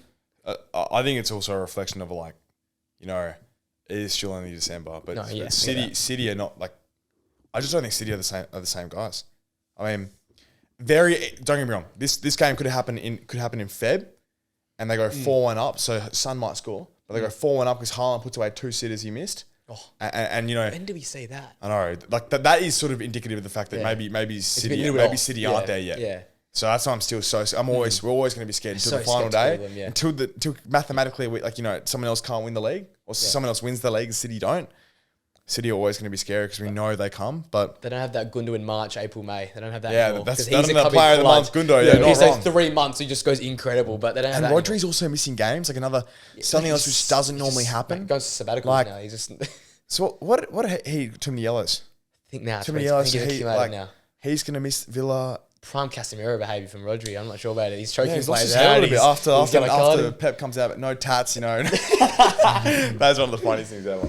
But fair play to Tottenham. They just seem to always be City's like bunny. Like they just no who's managing, whether it's Jose, whether it's Nuno, whether it's Ryan Mason, or whether it's bloody Ryan Mason. That was a funny period. They just City don't beat it. Like it's nuts. Yeah. And considering like how clinical Spurs were, like they were. Again, talk about goals. Son's goal, great in the counter. Shock. Edison doesn't make a big save. Edison make a big save 1-on-1 situation. Honestly, man, like we can't rate him any higher than this guy. Lives off being in City because I like Edison. Once again, but he's so up and down because against Liverpool he was ridiculous. But and then he's got this stinker. Yeah. Like he does have it in the locker. Yeah, but he doesn't do it enough. He doesn't bring it out. Like Alisson does it every week. Every single week, bails them out. Edison, sometimes. It's 4 minutes in the game. Switch on. Like every other top keeper is probably saving. Even Ramsdale switched on that point in time. Yeah, even Rambo's still focused at that point in time. Maybe 15 minutes. He's talking to the Ducks. Yeah. But yeah, I was like, once again, he just shows. Sure soft tap, but good goal from Son considering he spun the defender, took it in. It was Doku, but looks good on the screen though when he sees someone. It was massive start to the game. It's cool to see how he's he goes down the other end and then own goals. It's not that bad. I don't think it was that bad. The own goal was very because I think Haaland does put something his leg out and dropped it. Well, I think it touched. I think it came off Haaland, and then it just hit. And it's Son's there they're always signed like, what are you doing in that scenario sort of thing. This is positive for Spurs, right? This is a big deal. The fact that like massive in terms of like that. At the Etihad as well. This is definitely a win for Spurs. Obviously, but like upstairs wise as well. Yeah, are we thinking that's a really big jump? Huge. The fact that they've gone with 4 left backs and they've gone with they literally tried to lose with Emerson trying to nutmeg a bloke at like left back, and then like Basuma did his best chance to lose the game by turning the ball over. Andrew's going to be this club, eh? Like, I know he'll definitely be there this year, but man, this guy. He must give the confidence he must give these guys. I know, it's insane. Like they're trying to nutmeg blokes in the back, like. Yeah. When do you ever say that? It's a lot. I mean, and they're very persistent with Vicario playing at the back, who basically lost the made a first nut mistake. Save to recover for his mistakes. Seriously, the Spurs' highlights towards the end of the they're like the package you get in the season. It'll be ridiculous. Some of the goals they'll concede and some of the goals they'll score would just be like through because that's the last week they've had Chelsea. They've also had City. Who did they lose to last week? Can't remember. Damn. Don't know. They basically had like 4 goal conceding to the games. Who the hell did they lose to last week? This is bad of me. I've totally forgotten. No, it was the week before. Villa 2-1. Yeah, it felt like Villa, one of those games where it was like, so they've had 3-3, 2-1, 2-1, 4-1. And they've been in the lead every time as well. And they've always led first. They've got goals in them, but yeah. Yeah, well, they really ship goals. I can't wait. And I want to see them come back and hopefully they're close enough to actually make a push for Europe, like Champions League, sorry. Because that'll be a good back end of the season if Maddison comes back. I think it'd be asking a lot. I think we said this a couple weeks ago. It'd be asking a lot from here to do it. But that'd be such an impressive season. Like, that'd be Ange folklore. Go stuff. down to Tottenham. Swear to God. But yeah. Look, I think just on the City thing, like I think it's not like them though. This is too many. Not this bad. Yeah. But I think it's naive to read it. We can't say anything. We can't say too much now. But let's wait till Jan. give us fair. Good take. Yeah. Let's quickly go through this. Big game on Wednesdays, United and Chelsea, 2 mid clubs going at it. So can't wait for the mid. Battle just do our combined one like we did last week. We'll combined rather than we'll smack out their own team. Otherwise we'll be here till Christmas. Okay. Not too far away either way. Goalkeeper Robert Sanchez. Yeah. Best of a bad bunch. Debating that. Yeah, I don't know. We'll go Rob. David De Gea. We'll go Rob. Luke Shaw. Luke Shaw left back. Now centre back. 2 Chelsea centre backs. Are we agreeing this? Colwell and Thiago Silva. Thiago Silva. Yeah. Despite Batty Schlepp. Right back. Reece James. But he's not playing. He's available. He's back. He's back. He's yellow. He was double yellow. Reece James then, yeah. So Reece James in there. Cass. Cass isn't available. Yeah, one player so far. One player. Kobe Manu. I'm going Enzo, Caicedo, and Fernandez. Even though Caicedo's rubbish, I'm going Enzo, Caicedo, and Fernandez as my three. Wait, is Casemiro not fit? No, he's not fit. Yes, Casemiro's out. That's my three. Who's your three? Manu, Enzo, Fernandez, and then Enzo Fernandez, and Fernandez. Oh, wow. I think I got to go same as you. Enzo, Caicedo, and Bruno. Okay. I'm sure this whatever his name is might be. What's Yeah, have you seen Have you seen him play? Have you seen Wow. some of it yet? No, I haven't seen him play much. But what's his name? I don't know how to pronounce it. Kobe Manu. Kobe Manu. Check out some of those 4K, 250p, you know, Oh, like highlights on nice YouTube. highlight, Yeah, like, yeah, like absolutely. Clash of He's like Pogba when he was like Yeah, okay. same build and everything. No, look, if I'd seen him play, I'd probably actually put him in, to be honest, because I don't really rate Caicedo that high. I'm giving one more. He's gonna be one more game. He's played 2 Premier. I can't put him in over like Caicedo. Okay, and then left wing, Garnacho. Garnacho, Højlund, and Sterling for me. Nah, you got to go Jackson over Højlund just because of their Premier League form. Yeah, Jackson's pretty mid, bro. Yeah, actually, Højlund's a better player. Nah, I'll probably go Jackson. Yeah, Jackson. You're going Jackson as well, are you? Nah, I'm going Højlund just because Højlund's a better But player. I actually would rather Højlund. Yeah, Højlund's a way better player. His goals and assists look, is not helping him, but he's a stupid. great I'm gonna player. go Højlund. Yeah, he's a great I think player. Højlund's a better So player. Garnacho, Højlund, and then what? Sterling on the Sterling. right. Look at Raheem. He's Cole Palmer's got to be in here. I Cole reckon. Palmer. Cole Palmer and striker. I'm going to put striker. Sterling on the left, Cole Palmer on the right, Højlund through the middle.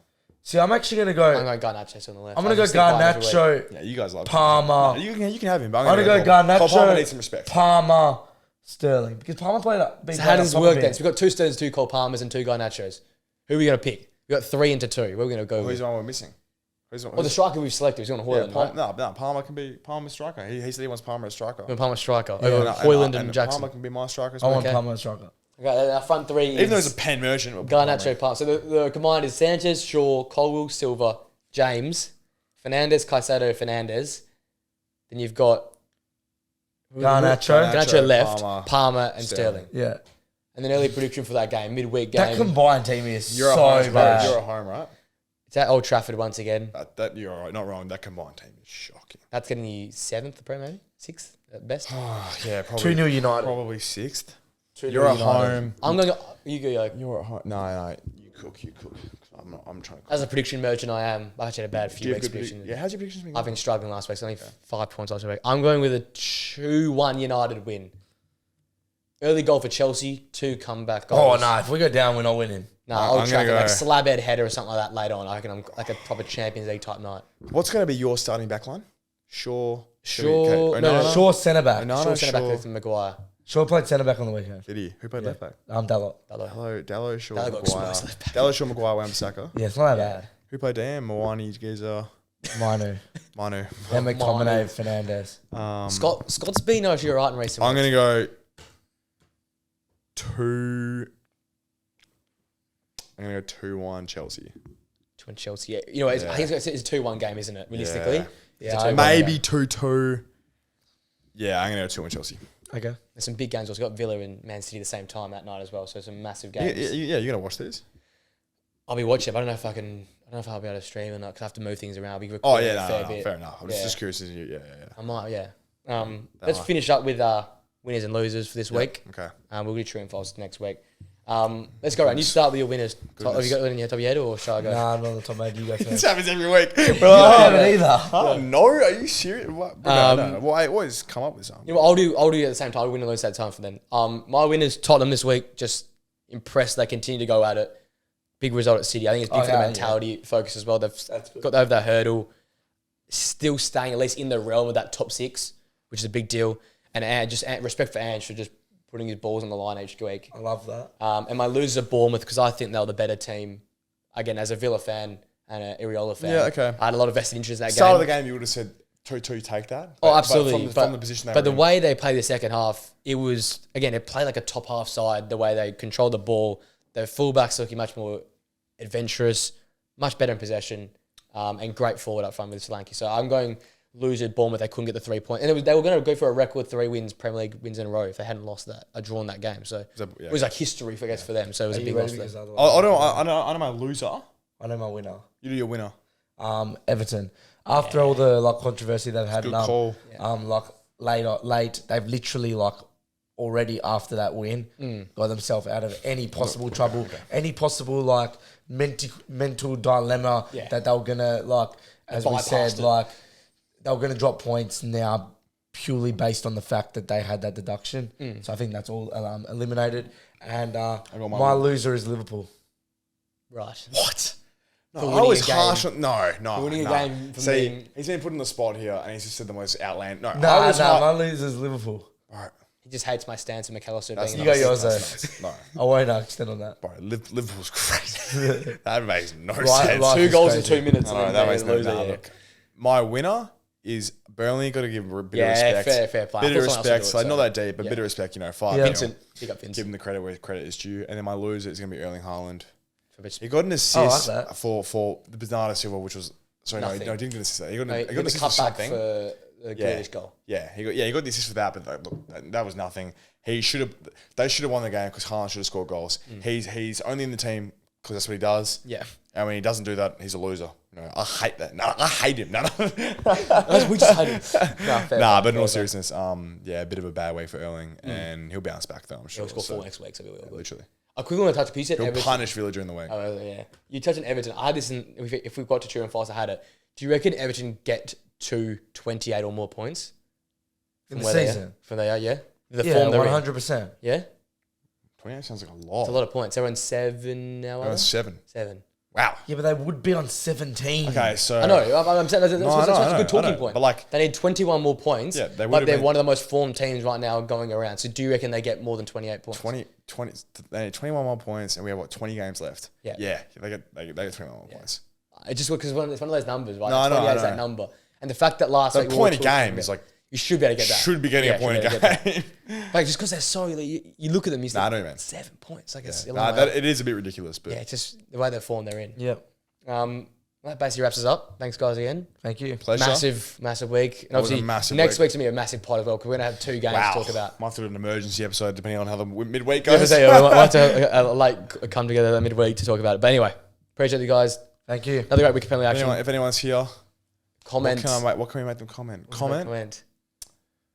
Comment. I could just say comment your score no, prediction, but no, comment Liverpool as losers or Liverpool loser. yeah. Comment Liverpool suck. Liverpool suck And in they're all losing. caps, and then we'll know you've been here. Nah, there's going to be too many Liverpool That supporters. is a crazy. Go, Jurgen Klopp hates you. That's funny. All right, guys. We'll see you guys next week. Until then, guys. See you later. So.